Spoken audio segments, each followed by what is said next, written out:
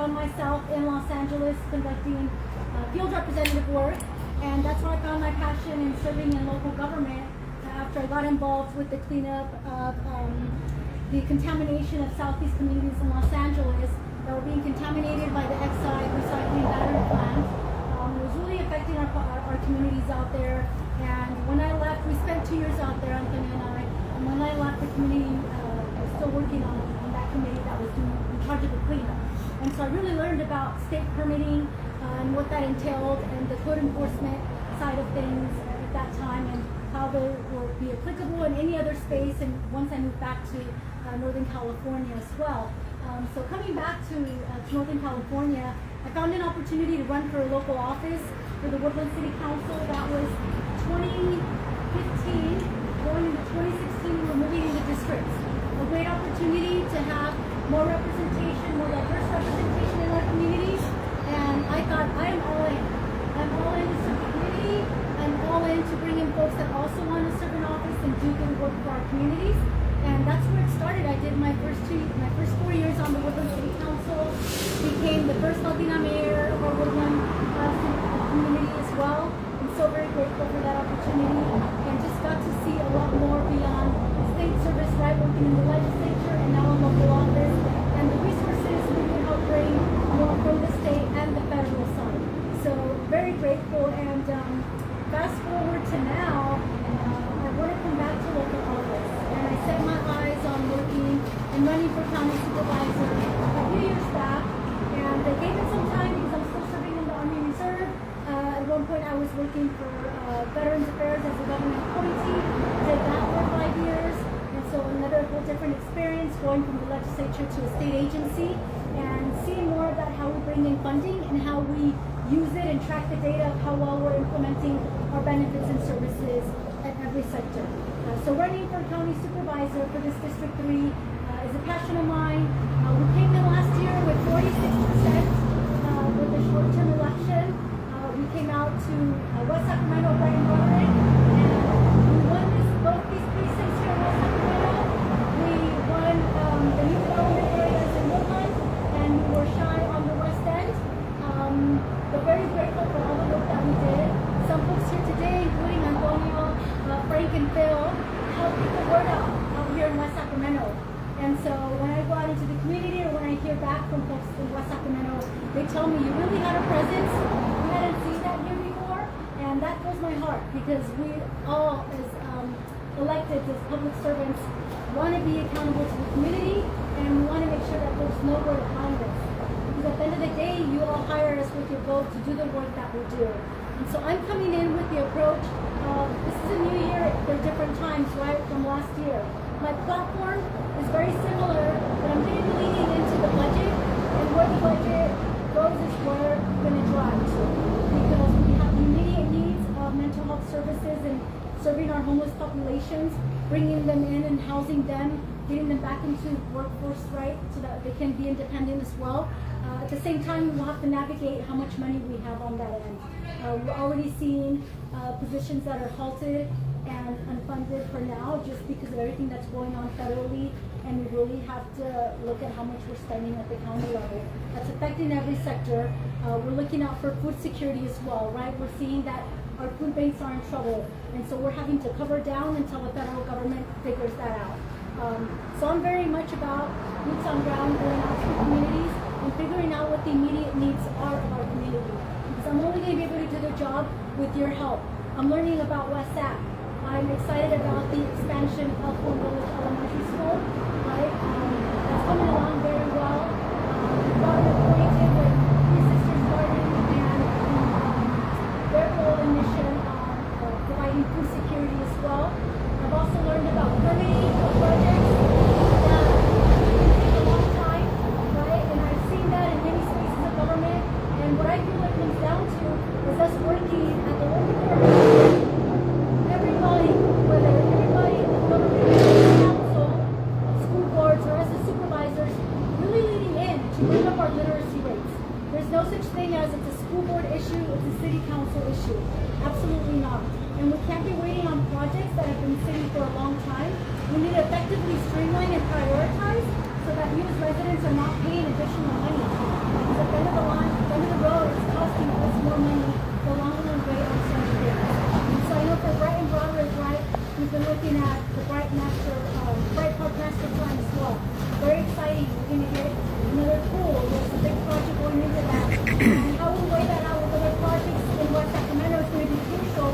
And us as elected officials and advocates, knowing when to come in and to really advocate for the community to prioritize those projects. That's where I'm coming in from, in bringing in our colleagues to also help advance these projects. And like I said, the budget is going to be crucial. I want to make sure that we're serving our community. Our youth is important to me, our seniors, and how we effectively house our seniors. I've seen it in both of those projects that have been held back. And for me, right, it's a life cycle. We have our folks growing up here that they themselves at some point maybe want to become leaders, and they need an entry point. We need to be able to be there to help them, but we also have the responsibility, and something that I've worked on outside of this, in bringing other folks that want to do good work in our communities and helping them get into office. So I'm a big proponent of that as well. And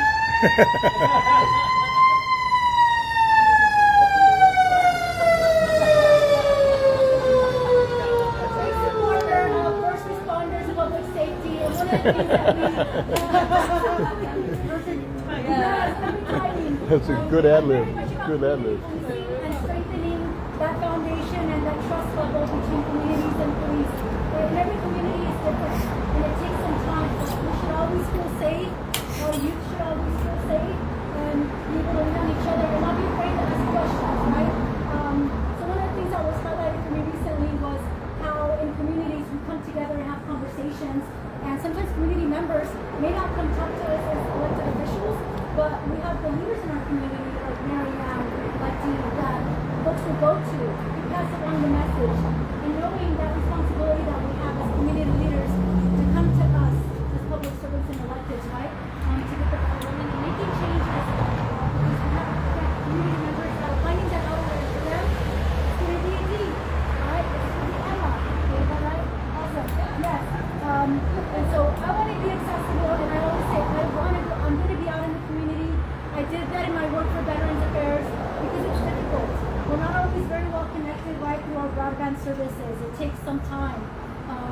There's all these things we have to go through, different struggles out in the community, folks that come from different economic backgrounds. And so we want to be apprised and we want to be ready, but also making sure that we're keeping a good system where we're tracking where our services are meeting our residents and are they working effectively. And I know that at the staff level, right, at the bureaucracy level, it's additional work, but we have to get it done. And so while it may be layers and layers of work, I'm someone who's dedicated and wants to help streamline processes and wants to make sure that we continue to do better for our community, but with your help. And so with that goal, I want you to know that I'm deep in. I'm going to be out talking to voters. I already started. I stopped my husband's home. I left my flyer at your door. Yes, and so that's very important, the connection with voters. If you have feedback for me, I have my cards over here to my left as well as my flyer. Please let me know if there's untapped areas or any policy areas out there that I need to know about. Let me know. That helps me along the way. And this election is for the June 2026 election. So next year, I'm starting early because we have a few thousand households to get to. But we'll be moving around to our voters the second time. And this is not the only time we'll be out in West African event. We'll be coming back as well. And so with that, thank you so much for being here and joining me. If you have questions, please let me know. Any comments? I'm here to chat some more and connect with you. Yes, ma'am. Do you have a challenger at this time? Yes. So as of now, there's 3 of us running for this position. There's another woman on the city council, also Latina, she's on the Women's City Council. And then we have the deputy chief supervisor also running for the seat. So there's 3 of us. We're going to push for the highest numbers. My team is saying let's go to 51% and not, be done in June. So we're going to push as much as we can. And then if we have a runoff, then we'll reset and go at it again. But yes, thankfully we had our race last year. We are out into the community, and so we do have that name recognition. But there's going to be 3 of us for sure. Yeah, and we don't know if there's others that are going to hop on because the deadline will come by sometime next year around March or so for the closing.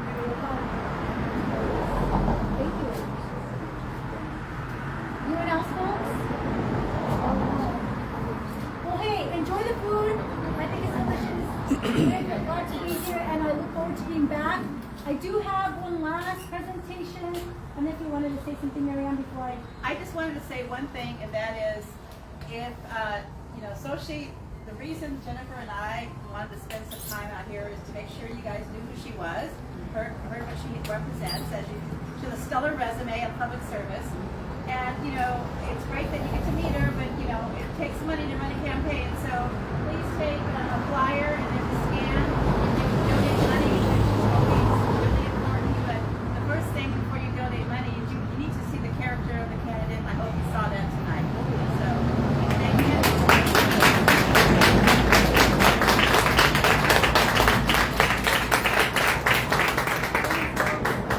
And helping me on my campaign is Rosalio Tamiano, one of my consultants for public safety. Bill and Frank, they work the ground a lot with Veterans Affairs as well. Tony, absolutely all the way, he's always there. And then there's a few others that couldn't be here today that help me with the project management. And so we're going to be expanding our team as we move along. And so I want to go ahead and introduce Phil, one of our Desert Storm veterans, Vietnam. He has a small presentation. This is live Facebook, just for the city. Okay. And I met Phil when I started working Veterans Affairs, and I hadn't started the job yet, and he kept sending me all these emails, and I kept responding, "Thank you, sir. I will let you know when I start the position." I was like, who is this Phil Rios guy? I was like a termite, don't give up. I like to call the Marine, the Navy, and Frank, Army. Okay.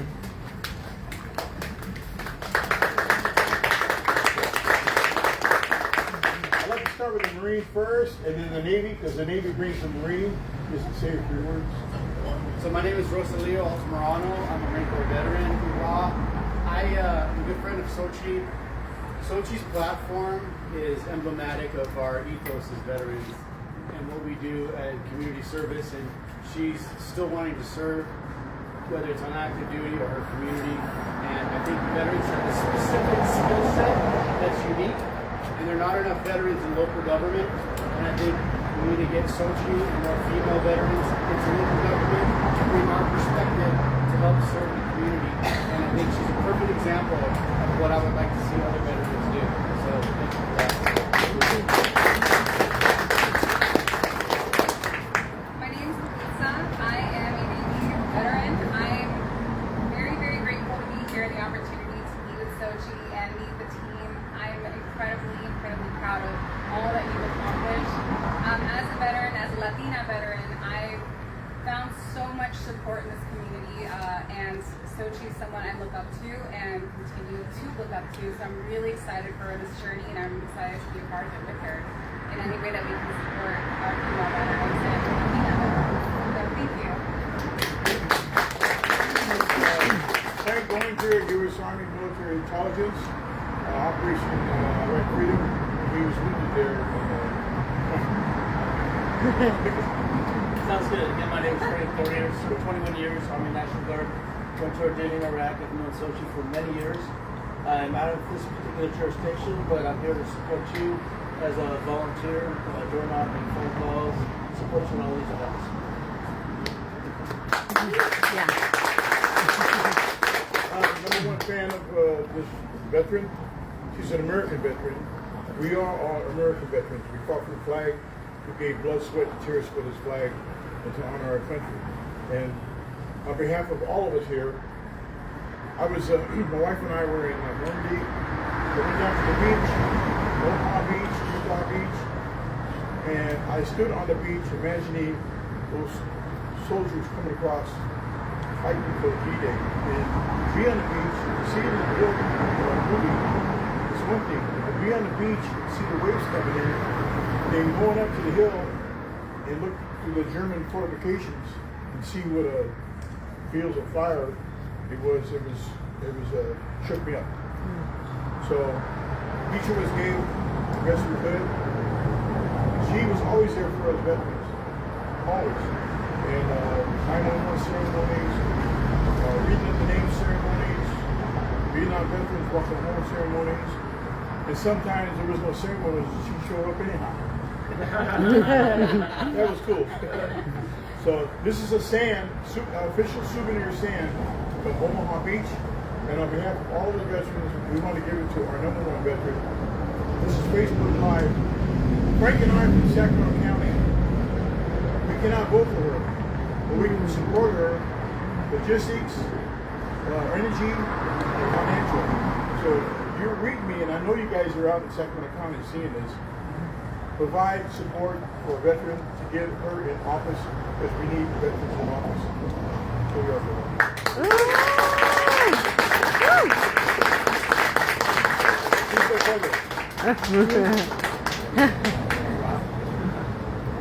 outside of that, what can you say? Thank you. Thank you. Thank you. Folks, I'm going to go find someone to get a group photo of all of us, okay? Sure. Stand fast. Thank you so much. Good to I think I'm meet you. dismissed. Welcome back. Very nice. Very nice.